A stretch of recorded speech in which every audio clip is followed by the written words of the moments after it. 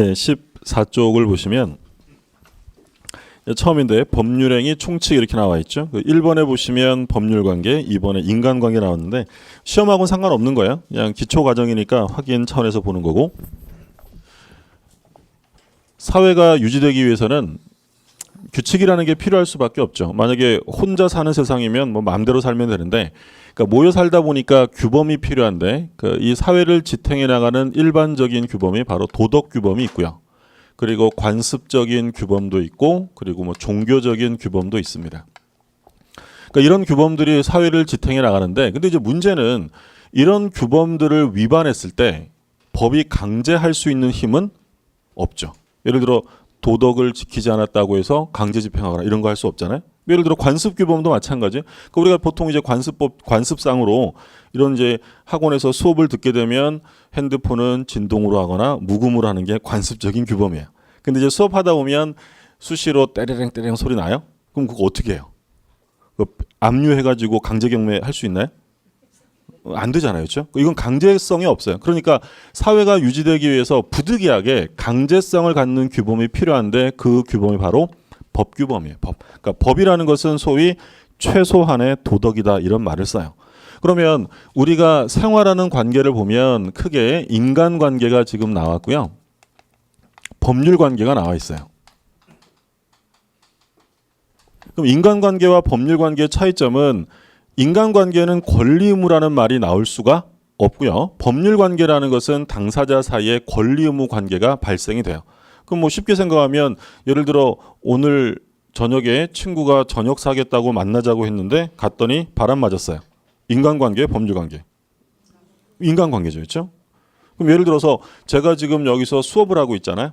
그러면 수업하고 있는 저와 여기 앉아 계신 여러분들의 우리와의 관계, 우리 관계는 인간관계예요, 법률관계?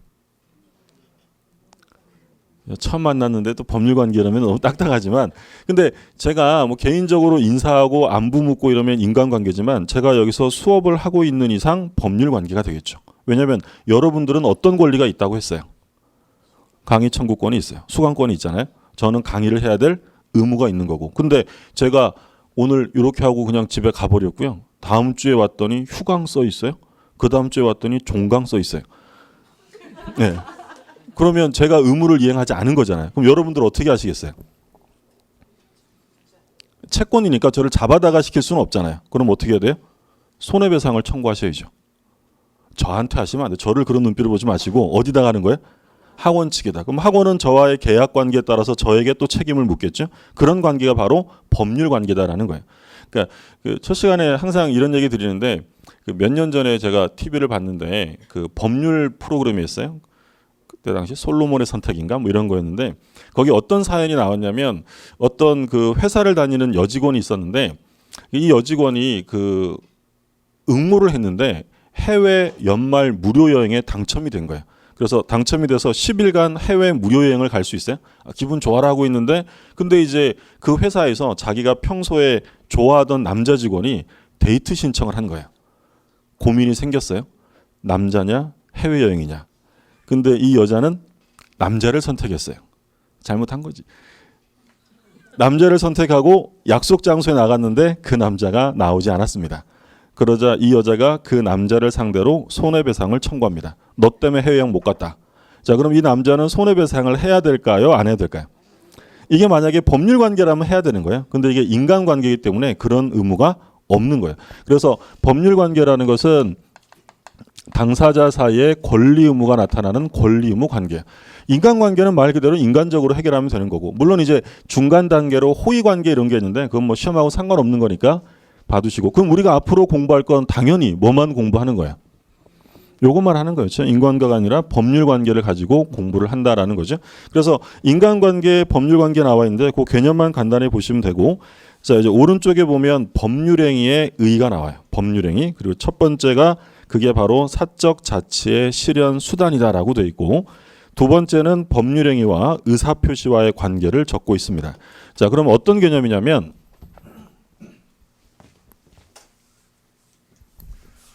자, 평소 사회에서는 잘 쓰지 않는 용어들이, 이제 생소한 용어들이 나오는데, 이건 이제 교재는 없지만 확인 차원에서 보면 법률 요건이 있어요. 그러니까 법률 요건을 갖추면 거기에 따라서 법률 효과가 발생이 됩니다. 이건 뭐 앞에 법률이란 말만 들어간 거지 나머지는 똑같아요. 뭐든지 효과가 생기려면 요건이 충족이 되어야 합니다. 그러니까 오늘날의 법규범은 이런 식으로 소위 조건적 명제라는 말을 써요. 옛날 법규범들은요. 이런 조건을 제시하는 게 아니라 명령을 내렸죠. 소위 이제 정언적인 명령이다라고 했는데 예를 들어 살인하지 말라 또는 도둑질하지 마라 이렇게 명령을 내렸는데 오늘날은 그런 법규범이 아니죠. 오늘날은 뭐라고 규정하냐면 살인하지 마라 이렇게 안정하고 사람을 살해한 자는 사형, 무기 또는 5년 이상의 징역에 처한다. 하지 마라가 아니라 너 그렇게 하면 요렇게 된다 이렇게 정하는 거예요. 훔치지 마라 이렇게 안정해요. 타인의 재물을 절취한 자는 10년 이하의 징역이나 2천만 원 이하의 벌금에 처한다. 조건에 대한 효과가 규정이 돼 있다는 거예요. 근데 이런 요건은 저절로 만들어지는 게 아니라 구성 요소가 있는데요. 그런 요소를 뭐라고 하냐면 법률 사실이다라고 불러요. 그러니까 사실들이 모여서 요건을 만들고 요건이 갖춰지면 여기에 따라서 효과가 생긴다라는 거죠. 그러니까 우리가 그냥 단순하게 얘기하면 이런 얘기를 해요. 어떤 음식을 만들어요. 음식. 그 음식을 만들려면 그 음식물에 재료가 필요하잖아요. 그러면 예를 들어서 뭐 김치찌개라는 음식을 만든다. 그럼 김치랑 뭐 돼지고기도 넣고 재료를 섞어서 음식을 만들면 거기에 따라서 맛이 나겠죠. 이게 이제 사실 요건 효과예요. 근데 조심하실 점은 법률 사실이 몇 개 있어야 요건이 되냐면 한 개 이상이에요. 한 개 이상. 그럼 한 개 이상이라는 것은 몇 개도 가능하다는 거예요. 한 개. 어떤 경우에는 단 한 가지 사실이 바로 요건이 되는 경우도 있어요. 음식도 마찬가지죠. 가공하지 않아도 재료 그 자체가 음식이 될 수 있는 것처럼 몇 개 이상이냐면 한 개 이상의 사실들이 모여서 요건을 갖추고 그러면 효과가 생겨요. 자, 예를 들어서 볼게요. 아까 우리가 봤던 예인데 갑이 을한테 야, 너 내 부동산 1억 원에 안 살래? 라고 의사표시를 합니다. 자, 이런 의사표시를 아까 뭐라고 했냐면 청약이라고 불러요. 청약. 그러니까 을이 마음에 든다. 내가 그거 1억에 살게라고 승낙을 해요. 그러면 갑의 청약과 을의 승낙, 요 법률 사실들이 결합이 되면 뭐가 만들어지는 거야? 계약이 이루어져요. 계약. 그러면 사고 파는 계약이니까 무슨 계약일까요? 매매 계약이에요. 매매 계약. 그럼 예를 들어서 갑이 을한테 뭐라고 했냐면 야, 우리 집이 이제 앞으로 좀 빌 텐데 네가 월세 한 30만 원 내고 들어와 살지 않을래? 을이 좋아라고 했어요. 이거 무슨 계약일까요? 임대차 계약이에요. 야, 내 건물이랑 네 땅이랑 맞바꾸자. 을이 좋아라고 하면 교환 계약이고요. 내가 월급 300만 원 줄 테니까 우리 회사에 들어와서 일 좀 해라. 을이 좋아 이러면 고용 계약이 되는 거예요. 그러면 앞의 내용은 바뀔 수 있지만 계약이 이루어지려면 반드시 법률 사실 몇 개가 필요해요. 2개. 청약하고 승낙. 그러니까 계약이라는 법률 요건이 만들어지려면 청약과 승낙이 반드시 합치가 되어야 합니다. 그래서 요게 이제 계약이라는 법률 행위를 했으니까 효과가 생기겠죠. 그럼 그 효과는 갑이 을에게 이제 뭘 해줘야 될까요? 소유권 넘겨줘야죠. 소유권을 이전해 줘야 하고 을은 뭘 줘야 돼요? 돈 줘야죠. 매매 대금, 대금 지급을 해야죠. 대금을 지급해야 될 의무가 생깁니다. 이런 것들이 법률 효과. 그래서 이제 요게 이루어지면 갑의 소유권이 을에게로 넘어가요. 법률 효과죠. 권리가 변동되어집니다. 그러면 통상적으로 권리가 변동된다. 그러니까 법률 효과가 발생하는 것은 우리가 앞으로 공부하는 건 둘 중에 한 가지로 변동돼요. 자기가 원해서 변동시킨다. 그게 바로 의사 표시에 따라서 변동되는 경우가 있어요. 그러면 요 의사 표시에 따라 변동되는 걸 뭐라고 하냐면 소위 법률 행위로 인한 변동이다라고 불러요. 근데 이런 법률 효과가 생기는 건 꼭 자기가 원해서 생기는 경우가 보통이겠지만 어떤 경우에는 원하든 원하지 않든 법률이 규정을 해놨기 때문에 효과가 생기는 경우도 있어요. 아까 우리 간단하게 무슨 얘기했었냐면 상속. 사람이 사망하면 상속이 개시되죠. 그럼 자기가 의사표시를 했기 때문에 상속이 시작되어 법이 정해놓은 거예요. 법이 정해놓은 거예요. 그래서 권리가 변동되고 효과가 생기는 건 법률 행위, 즉 당사자가 원해서 변동되는 경우가 있고 원하지 않아도 법률에 의해서 변동되는 경우가 있다. 크게 두 가지예요. 그럼 우리가 주로 공부할 건 앞으로 공부할 건 법률 행위로 변동되는 걸까요? 법률 규정일까요? 아까 우리가 민법의 지도 원리는 사적 자치라고 했어요. 우리끼리 알아서 하는 거예요. 그러니까 중요한 건 뭐겠어요? 법률행 의사표시에 의해서 효과가 발생하는 게 굉장히 중요한 거고 앞으로는 요 내용들을 볼 거예요. 그러면 법률행위라는 말은 우리가 통상적으로 쓰지는 않는 말인데 그럼 법률행위에 대한 정의를 한번 내려보면 법률행위란 의사표시를 필수 요소로 하는 법률 요건을 말합니다. 그러니까 법률행위를 하면 반드시 뭐가 들어가야 되냐면 의사표시가 반드시 들어가야 돼요. 의사표시에 따라서 효과가 생기는 거니까. 그럼 만약에 지문에 의사표시 없는 법률행위는 존재할 수 없다. 의사표시 없는 법률행위는 존재할 수 없다라고 하면 O일까요? X일까요? 의사표시 없는 법률행위란 존재할 수 없다. 그 지문은 맞는 거예요. 의사표시가 없으면 그건 법률행위가 아니에요. 법률행위는 반드시 뭐가 들어가요? 의사표시. 그러면 법률행위는 법률 사실이에요? 법률 요건이에요? 법률행위는 법률 사실일까요? 요건일까요? 써 있잖아요. 요건. 요건이죠. 그러니까 우리가 보통 법률행위라는 말은 쓰지 않고 보통 계약한다는 말은 많이 쓰잖아요. 가장 대표적인 법률행위가 바로 계약이에요. 그럼 법률행위는 법률 요건에 속하는 거니까 법률행위를 하게 되면 그에 따른 효과가 생긴다. OX. 법률행위를 하면 그에 따른 효과가 생긴다라고 하면 맞는 거죠. 왜냐하면 법률행위는 법률 뭐에 들어가니까 요건이니까 뭐가 생길 수밖에 없어요. 효과가 생기는. 계약을 했으면 소유권 넘겨주고 대금 넘겨주는 효과가 생기게 된다라는 거죠. 그러니까 이게 좀 추상적이어서 처음에는 좀 쉽지 않은 부분이에요. 그래서 요건이 갖춰지면 효과가 생긴다. 법률행위는 의사표시를 필수 요소로 해서 이루어집니다. 그러니까 누가 강제하는 것이 아니라 자기가 원해서 하는 게 바로 법률행위예요. 근데 왜 이런 추상적인 용어를 쓰냐면 그러니까 이건 뭐 독일에서 만들어낸 개념인데 그러니까 이건 말하자면 좀 편리하려고 쓰는 개념이라고 생각하시면 돼요. 그러니까 이런 거죠. 예를 들어서 집에 할아버지 계시고요. 할머니 계시고 아빠 있고 엄마 있고 형 있고 누나 있고 동생 있고 삼촌도 있어요. 다 말하기 힘들잖아요. 그럼 요거 그냥 줄여서 뭐라고 하면 될까요? 가족이라고 하면 되죠. 가족. 또는 사과, 감, 귤, 배 이런 거 합치면 그냥 과일이라고 하면 돼요.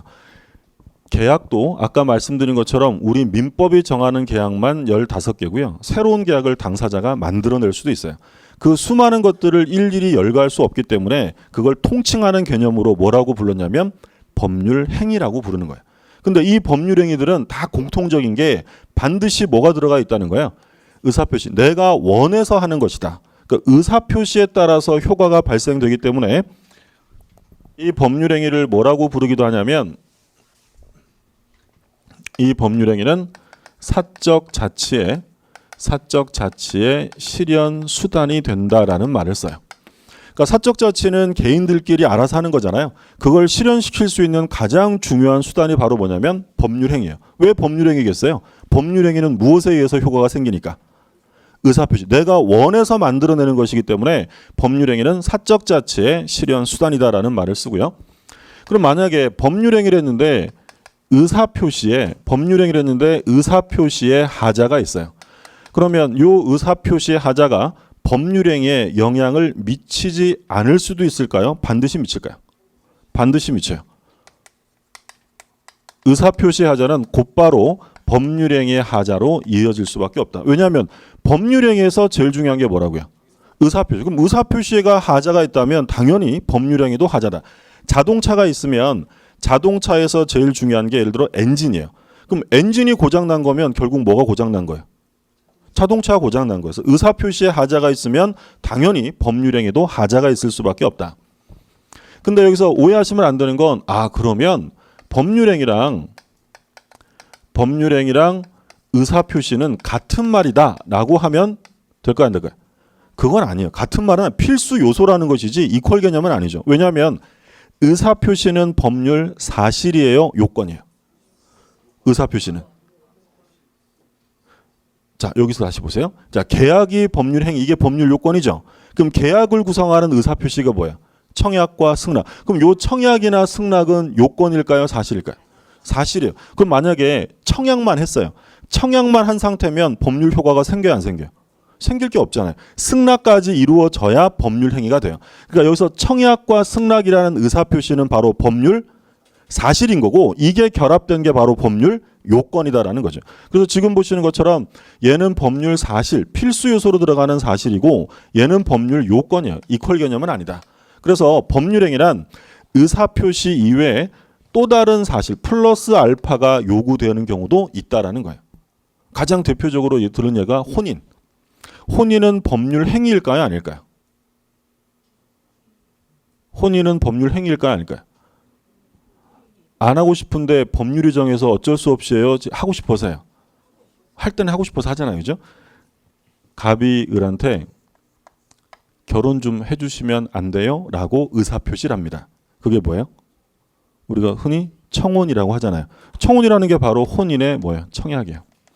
그러니까 우리 저도 엄청 좋아요 라고 승낙을 해요. 그러면 두 사람의 혼인의 의사가 합치되었다고 해서 둘이 부부가 바로 되는 건 아니죠. 뭘 해야 될까요? 혼인 신고해야 돼요. 또 다른 것들이 요구될 수도 있다라는 거죠. 그래서 법률행위와 의사표시가 동일 개념은 아니다. 자, 교재 한번 보세요. 15쪽에 법률행위와 의사표시 괄호 1번을 보시면 법률행위는 의사표시를 필수 요소로 하는 법률 요건이다. 자, 2번 법률행위는 의사표시를 본체 내지 구성 부분으로 하고 있으나 법률행위와 의사표시는 반드시 동일한 것은 아니다. 똑같은 건 아니고요. 3번 보시면 의사표시가 법률행위의 필수 요소이지만 법률행위가 의사표시만으로 구성되는 것은 아니다. 그러니까 또 다른 것들이 요구될 수 있다라는 얘기죠. 그 점을 확인하시면 되겠고,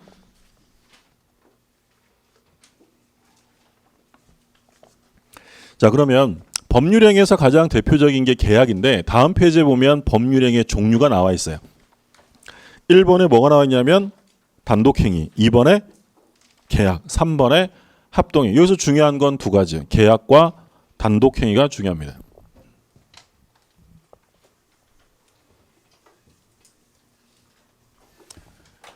법률행위의 종류를 보면 갑이 을에게 청약을 하고요. 을이 갑에게 승낙을 합니다. 그러면 서로가 서로에게 의사표시를 한 거예요. 그럼 서로 대립하는 의사표시가 합치되어서 이루어지는 법률행위를 뭐라고 부르냐면 계약이라고 불러요. 계약은 서로 대립하는 의사표시가 합치되었을 때. 근데 법률행위는 우리가 지금 계속 보았던 계약만 있는 건 아니고요. 갑이라는 사람이 의사표시를 했을 때 상대방의 승낙하고 상관없이 갑이 원하는 대로 일방적으로 효과가 발생되는 경우가 있어요. 그런 걸 뭐라고 하냐면 단독행위라고 불러요. 단독행위. 그러니까 계약과 단독행위의 차이점은 계약이 이루어지려면 혼자예요, 상대방이 합의해야 돼요. 합의해야 돼요. 근데 단독행위라는 건 갑이 일방적으로 효과를 발생시키는 법률행위예요. 그러면 단독행위는 의사표시가 몇 개일까요? 하나예요, 하나. 하나로 바로 효과가 생기는 거죠. 그러면 이때 단독행위는 다시 상대방이 있는 단독행위와 상대방이 없는 단독행위가 있어요. 그럼 상대방이 있는 단독행위는 상대방에게 도달되어야 효력이 생깁니다.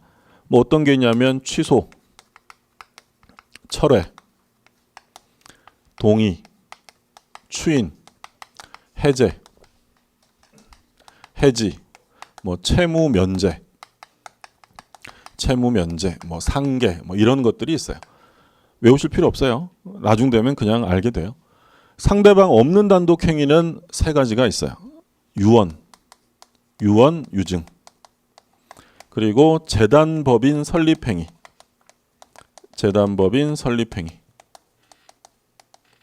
그리고 뭐 소유권의 포기, 권리의 포기, 이렇게 세 가지가 있어요.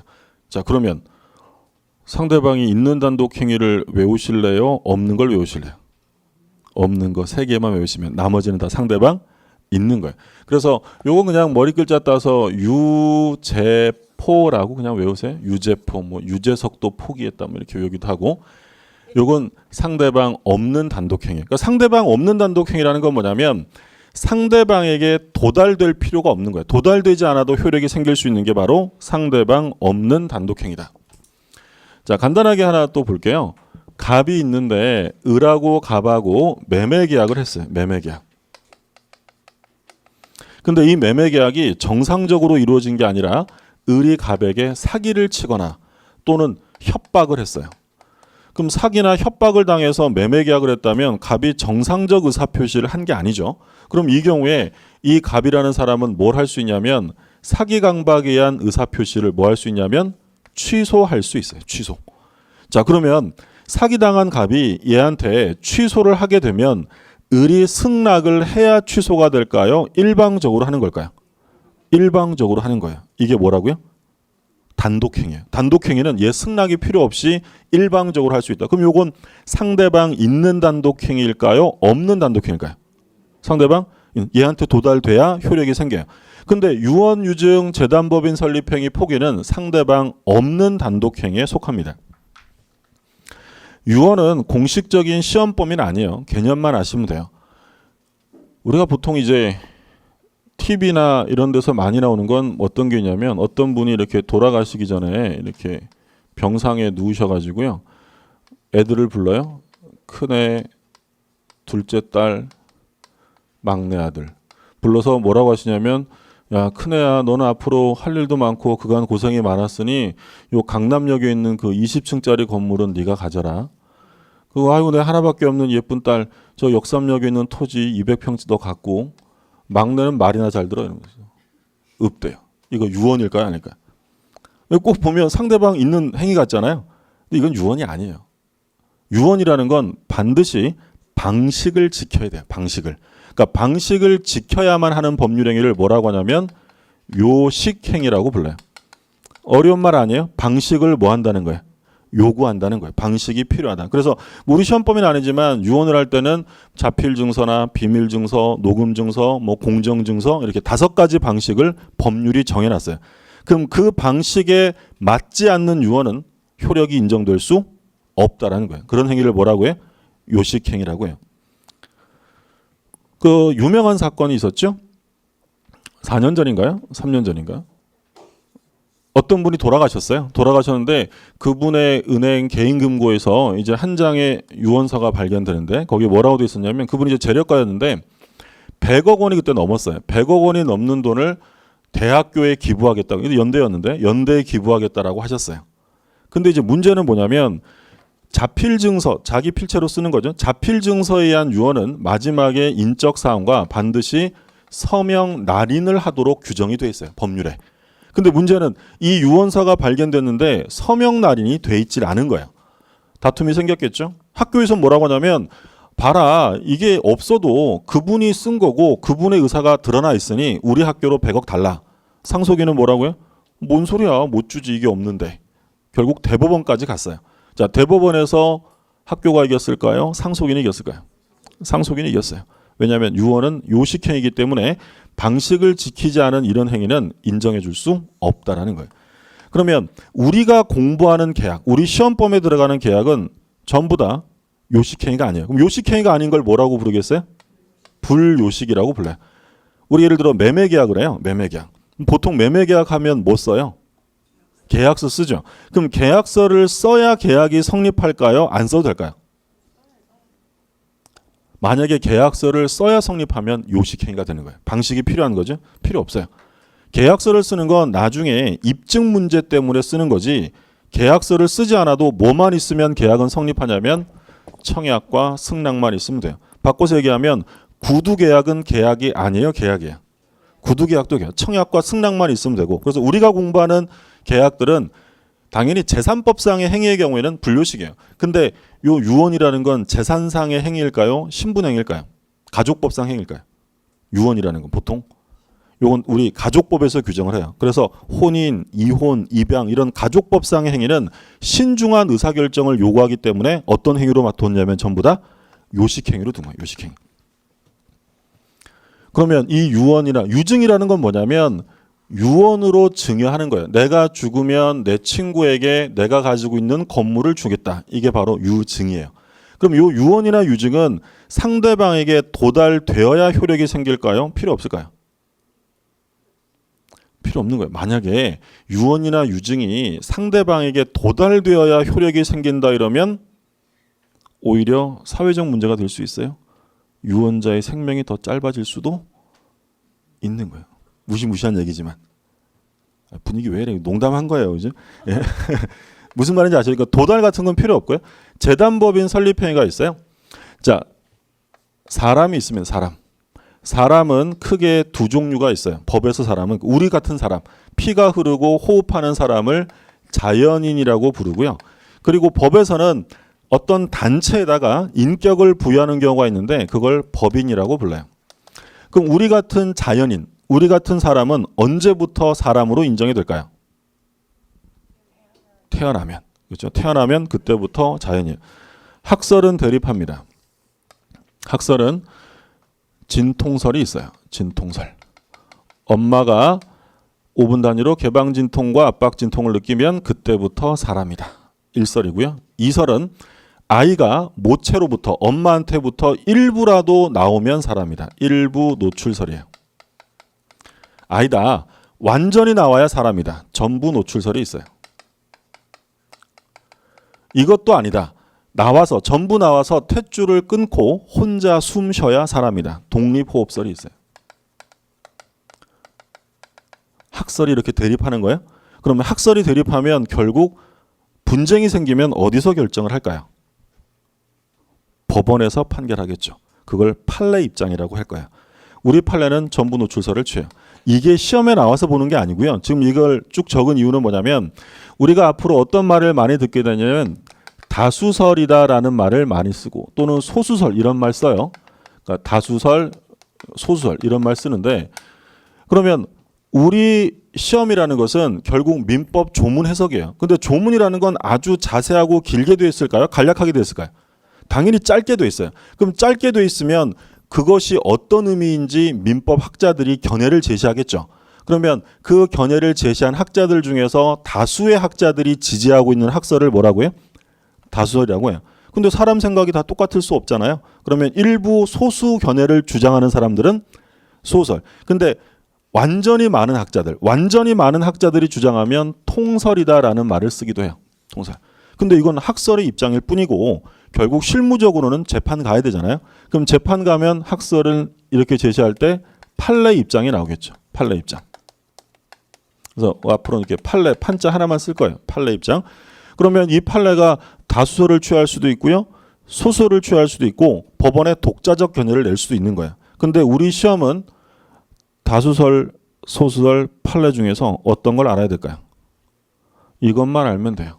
이것만 알면 돼요. 시험은 무조건 판례 입장이에요. 예전에는 다수설에 의할 것 이런 지문들이 나왔었어요. 근데 지금은 그런 문제가 나오지 않아요. 나올 수 없는 이유가 민법학자들 다 모아놓고 줄 서서 확인해 본 거 아니잖아요. 소송의 문제가 생기니까. 요즘에는 되게 시험지 나눠주니까. 옛날에는 시험 끝나면 시험지 안 나눠줬어요. 시험지 나눠주는 게 어디 있어요. 합격자 발표날 내 이름이 있으면 붙는 거고 없으면 떨어지는 거예요. 문제 오류? 말도 못하는 거예요. 근데 세상이 좋아지면서 이제 그 끝나고 시험지를 나눠주잖아요. 시험지를 나눠주니까 어떤 문제가 제일 생길까요? 출제자 측에서는 문제 오류예요. 문제 오류. 다수설, 소설 이렇게 말하면 문제 오류의 염려가 생기기 때문에 그럼 오류를 아예 없애버리려면 제일 확실한 게 뭐겠어요? 판례 입장은 하나밖에 없는 거죠. 그럼 시험은 전부 다 판례예요. 요번 시험도 이제 다음 중 뭐 옳은 것은 한 다음에 다툼이 있으면 판례에 의할 것 이렇게 나와요. 요 문제가 40개 중에서 34문제가 출제됐어요. 그러니까 시험은 대부분 당연히 뭘 가지고 공부하셔야 돼요? 조문하고 판례예요. 조문에 대한 판례 입장이 어떤 건지. 그래서 요거를 이렇게 적은 이유는 요게 뭐 중요해서가 아니라 우리 시험 볼 때 공부할 때 어떤 체계로 나오는지 이거 확인하려고 한 거고요. 어쨌든 우리 판례에 의하면 태아 있잖아요. 태아. 엄마 뱃속에 있는 태아는 사람이에요, 아니에요? 아니에요. 사람이 아니에요. 전부 노출되어야 사람이 되고. 그리고 이제 법인은 법이 인격체를 부여한 건데 법인은 언제부터 사람이 되냐면 얘는 뭘 해야 되냐면 설립 등기해야 돼요. 설립 등기라면 그때부터 사람으로 봐요. 법인은 시험 범위가 아니기 때문에 그냥 개념만 요것만 봐두세요. 재단 법인이 있고 사단 법인이 있습니다. 그러면 단체인데 앞에 재자가 나왔어요. 이건 뭐의 단체라는 걸까요? 재산, 돈덩어리예요. 그러니까 재물재자는 재산, 재산으로 이루어진 단체, 재단 법인입니다. 제가 소유하고 있는 토지 10만 평을 출연하여 장학재단 법인을 설립한다 라고 하면 설립되는 거예요. 이게 누구에게 도달되어야 설립돼요? 상관없는 거예요. 상관없는 거예요. 일정한 절차를 거쳐 설립되는 것이지 도달을 요구하지 않습니다. 상대방 없는 단독행위예요. 근데 사단법인 설립행위에는 앞에 사자가 나오네요. 이 사자는 재산이 아니라 뭐겠어요? 사람이에요. 사원. 그러면 사단법인 설립행위라는 건 어떤 의미냐면 어떤 공통된 목적을 향해서 대립하지 않는 의사표시가 모여드는 행위예요. 무슨 말인지 아시겠어요?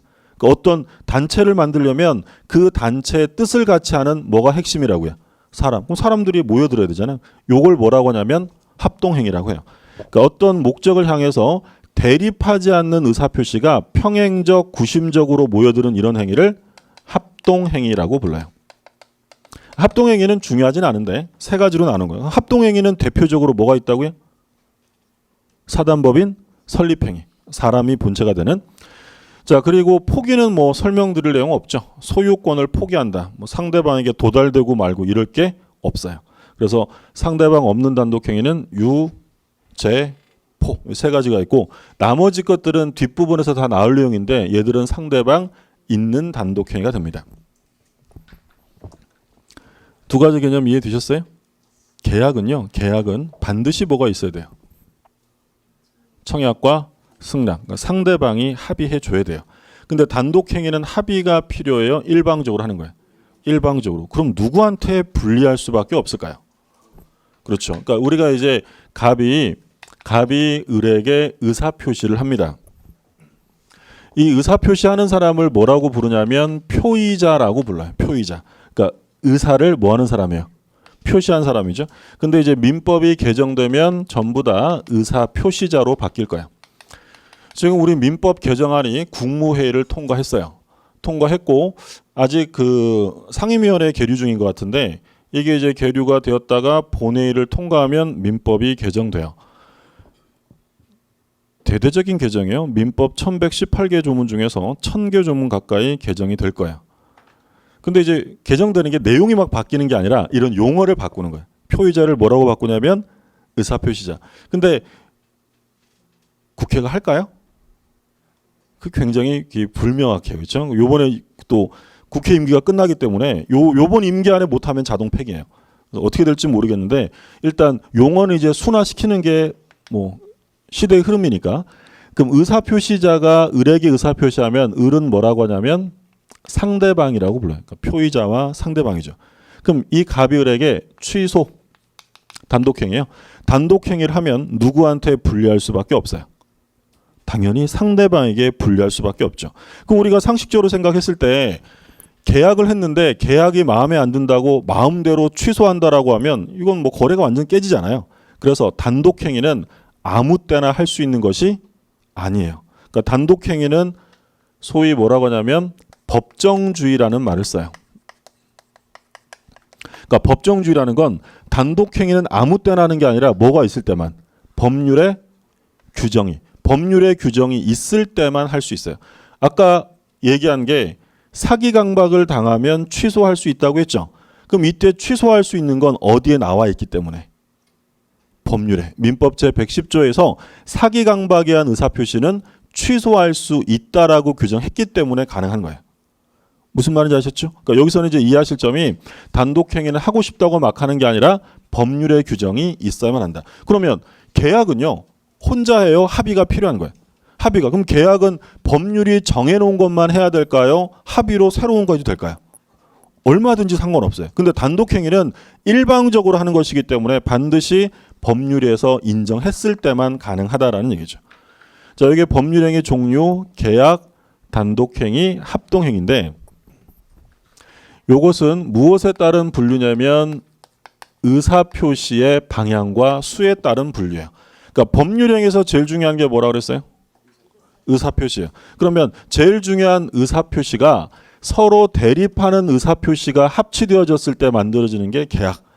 일방적인 의사 표시로 만들어지는 게 단독행위. 대립하지 않는 공통의 목적을 향해 평행적, 구심적으로 모여드는 의사 표시를 바로 합동행위라고 불러요. 세 가지가 기본이죠. 교재 한번 보세요. 그래서 단독행위, 계약, 합동행위에 관한 내용들을 봤고요. 자, 오른쪽 페이지에 보면 법률행위의 성립 요건과 유효 요건이 나옵니다. 성립 요건, 유효 요건. 성립 요건 동그라미 3개 필요하다고 되어 있어요. 뭐가 되어 있어요? 당사자, 목적, 의사표시. 동그라미 1, 2, 3 이렇게 되어 있죠.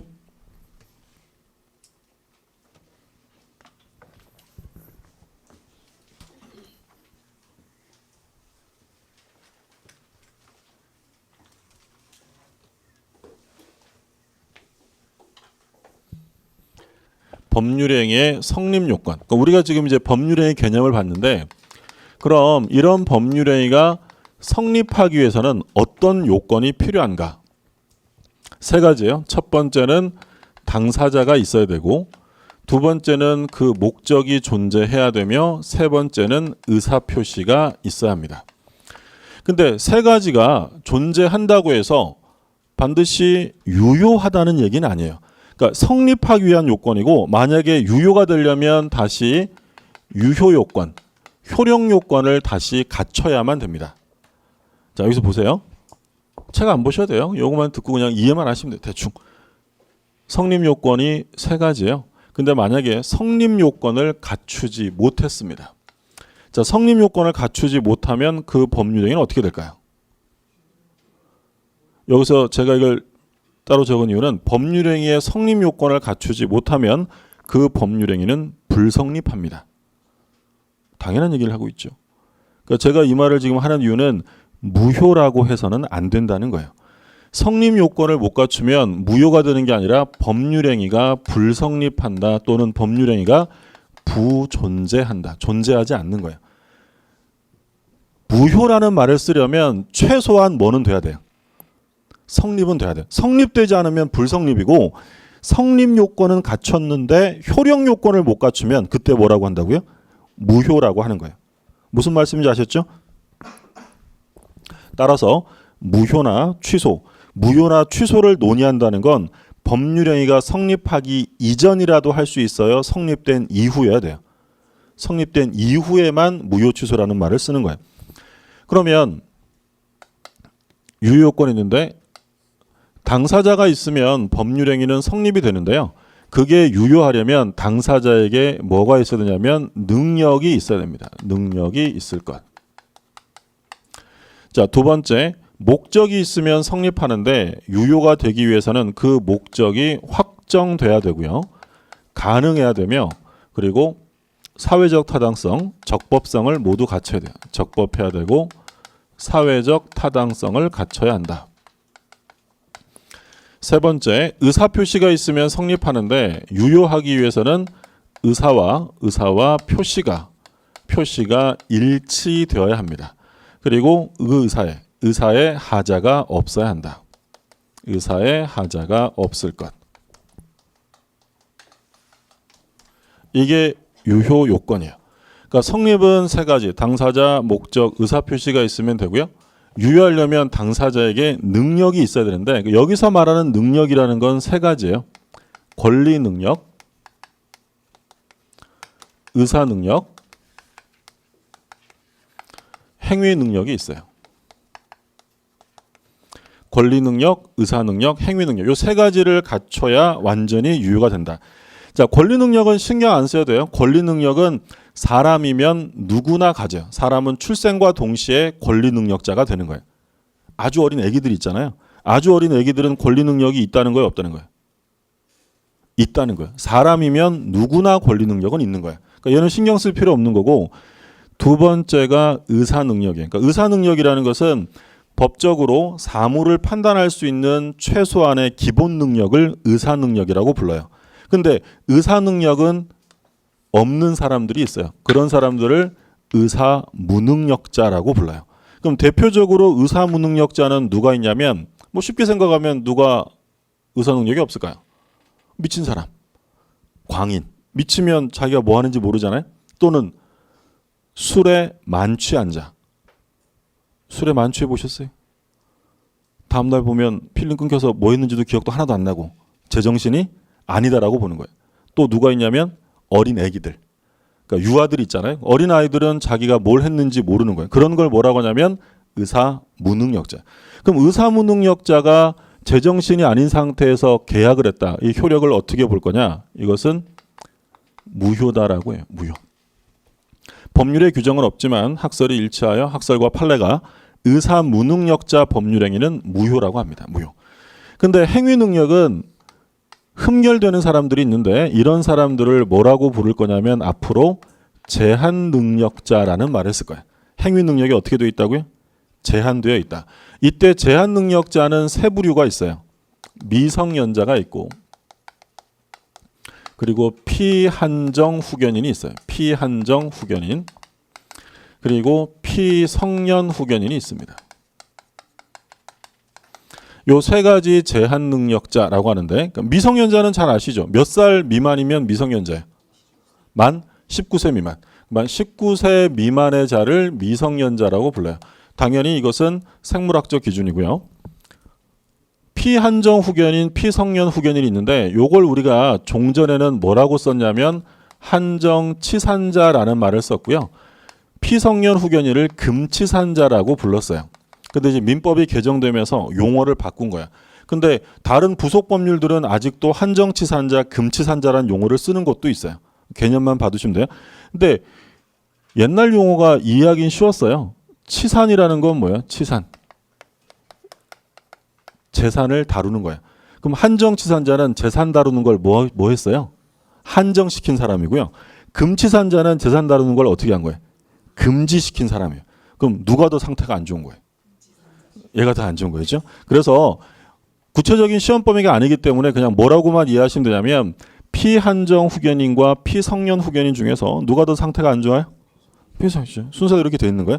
그래서 이건 한정 후견을 받는 사람이고 얘는 성년 후견을 받는 사람이에요. 이런 말을 썼고 옛날에는 제한 능력자가 아니라 무능력자라는 말을 썼었어요. 근데 이런 무능력자, 한정치산자, 금치산자란 용어가 듣는 사람 기분 나쁘다. 인권 침해적 요소가 있다라고 해서 법을 개정한 거예요. 그럼 피한정 후견이라고 하면 기분 좋아지나?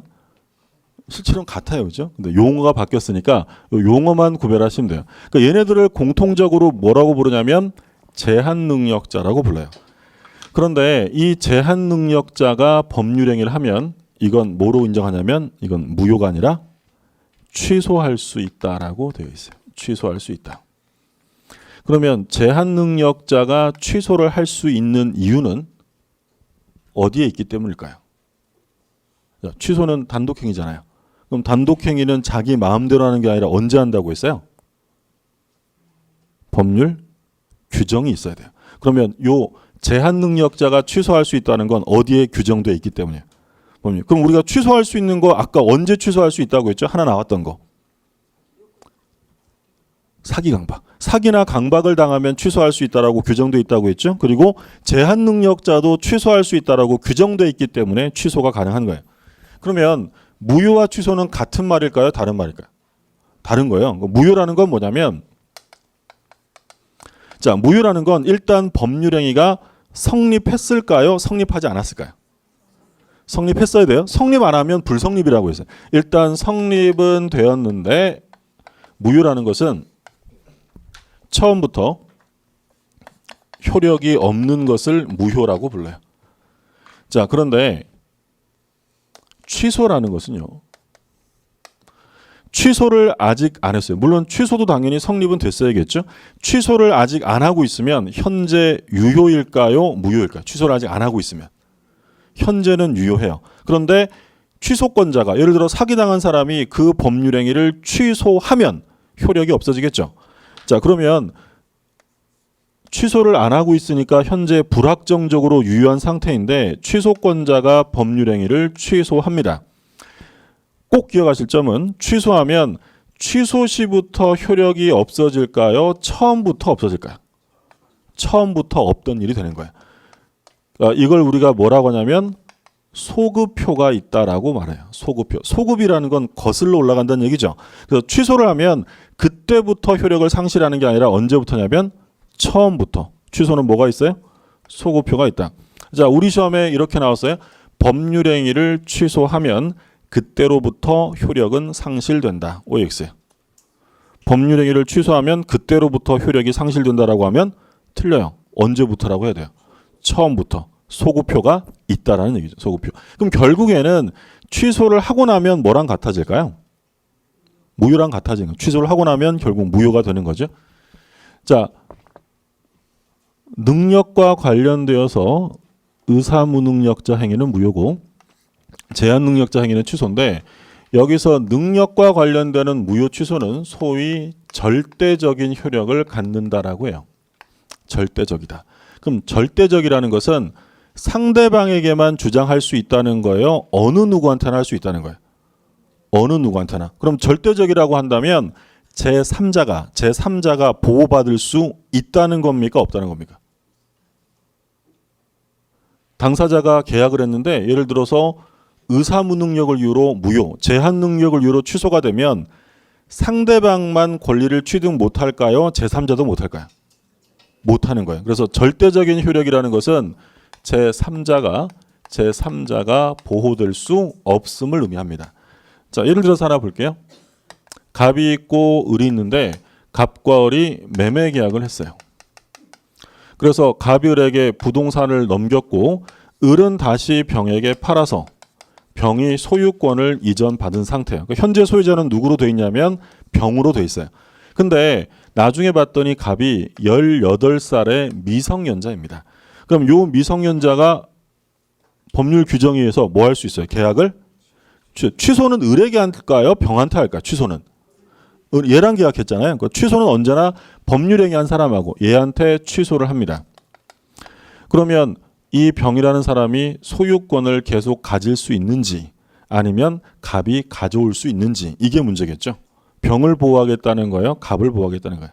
갑을. 그럼 다른 말로 하면 취소를 하면 제한 능력의 취소는 제3자에게 대항할 수 있다예요? 없다예요? 대항할 수, 얘한테 주장할 수 있다라는 거예요.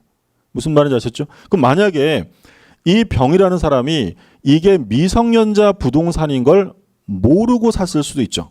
자, 우리 법에서는 몰랐다라고 하면 선이라고 해요. 선이. 그러면 악의는 뭐겠어요?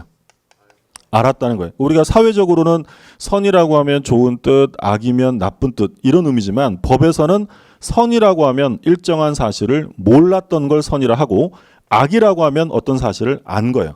그럼 얘가 만약에 선이었다. 미성년자임을 모르고 샀대요. 보호해 줄 수 있다는 거예요? 보호받지 못하는 거예요? 보호받지 못한다는 거예요. 왜냐하면 이 취소는 상대적이 아니라 뭐라고요? 절대적이다. 절대적. 그래서 앞으로 우리가 절대적이라는 말을 쓰면 누구한테나 주장할 수도 있는 거니까 제3자가 보호를 받을 수는 없다라는 개념으로 이해를 해두시면 돼요.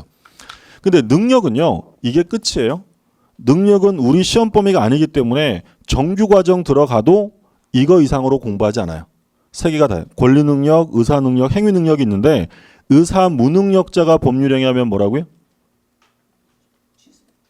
의사 무능력자랑 제한 능력자랑 누가 상태가 안 좋을까요? 그 쉽게 생각하면 미친 사람하고요. 미성년자하고 누가 더 상태가 더 안 좋을까요?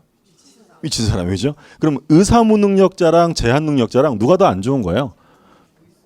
얘죠, 얘. 어린 애기들. 그러니까 얘는 뭐로 둔 거예요? 무효. 그러니까 무효랑 취소 중에서 느낌상 어떤 게 더 강력하게 느껴지세요? 무효랑 취소 중에서. 무효는 처음부터 효력이 없는 거예요. 그리고 한 번 무효는 영원한 무효예요. 근데 취소라는 건 취소 안 하면 유효예요, 무효예요? 유효한 거예요. 그러니까 어떤 게 더 상태가 안 좋은 거냐면 의사무능력자. 그래서 뭐 광인이나 어린아이. 그러니까 제가 이 의사무능력자 얘기할 때 맨날 저희 집에 있는 애를 예를 들었는데 이제 저희 애도 서서히 의사능력을 가지고 시작했어요. 올해 6살이 됐는데. 근데 사실 6살, 7살, 8살 이러면 의사능력이 있을까요? 없을까요? 초딩 1학년. 없어요. 그러니까 여기서 말하는 의사능력이라는 것은 물론 제 아들 6살인데도 이제 어느 정도 대화는 돼요. 아직 문맹이지만. 예. 근데 초등학교 저학년이라 하더라도 의사 능력이 없다라고 하는 건 여기서 의사 능력은 사회생활에서의 의사 능력을 개념하는 게 아니라 자기가 하는 행위에 대한 법률적 의미를 아느냐 이런 개념을 보는 거예요. 그래서 보통 초등학교 저학년까지는 의사 능력이 없다고 봐요. 그럼 그런 애들이 법률행위 하면 뭐라고요? 무효. 근데 의사 능력은 있는데 예를 들어서 19세 미만 만 18살이에요. 18살이면 엄청 똑똑한 애들 많죠. 예, 천재들 있잖아요. 그럼 18살인데 엄청 똑똑한 애가 계약을 하면 취소할 수 있을까요? 없을까요? 있는 거예요. 이건 생물학적 기준이에요. 그 아이의 지능하고 상관없이 19세 미만이면 무조건 그냥 다 뭐로 인정해버리냐면 제한 능력자. 그래서 뭐 할 수 있냐면 취소할 수 있다. 구별되셨죠? 그래서 의사 무능력자 행위는 무효고 제한 능력자 행위는 뭐냐면 취소. 그럼 제한 능력자는 누가 있었어요? 제한 능력자 3개 있었잖아요. 미성년자, 피한정 후견인, 피성년 후견인 이렇게 3가지가 있어요. 얘들은 제한 능력자라고 합니다. 그래서 이제 그 내용이 그 다음 페이지 보시면 18쪽에 뭐 용어 사전에서 권리 능력, 2번에 의사 능력, 3번에 행위 능력 이렇게 나와 있죠. 요것만 이해하셨으면 안 보셔도 되는 거예요. 그러니까 이건 공식적인 시험 범위가 아니기 때문에 의사 능력이 뭐고 무능력자가 누구고 이런 개념만 이해하시면 충분합니다. 그러면 이제 여기까지가 유효 요건이고 능력에 관한 거고 공식적인 시험 범위는 사실 여기부터예요. 능력은 시험 범위가 아니기 때문에 요 개념만 파가시고 그럼 이제 요 순서대로 요것들을 볼 거예요. 자, 유효하려면 능력이 있어야 되고요. 그다음 뭐가 필요해요? 확가적사. 확가적사가 필요하고 그리고 의사와 표시가 일치하고 하자가 없어야 한다. 그러니까 제가 지금 노란 줄 그은 게 몇 개냐면 7개. 그러니까 만약에 요 7개 중에서 한 가지라도 흠결이 있으면 그건 완전히 유효가 될 수는 없어요. 무효가 되거나 또는 취소가 가능해지는 행위가 된다는 거죠. 그럼 확정성부터는 좀 쉬었다가 계속 이어서 보도록 하죠.